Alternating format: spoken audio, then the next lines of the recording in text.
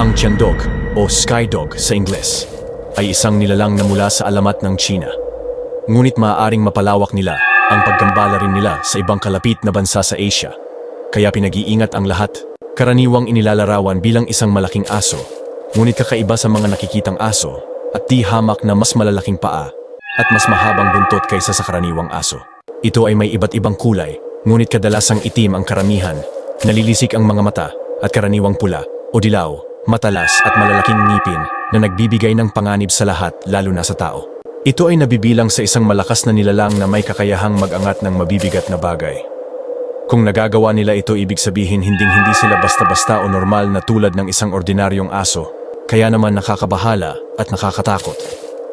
Mabilis at maliksi at nagagawa nitong tumakbo ng napakabilis. May matalas na pang-amoy na nagbibigay daan sa kanya na mahanap ang kanyang mga biktima. Pero ang Tiandog ay sinasabing takot sa liwanag ng araw at kadalasang lumalabas lamang sa gabi. Ang apoy ay sinasabing isang epektibong panlaban sa Tiandog.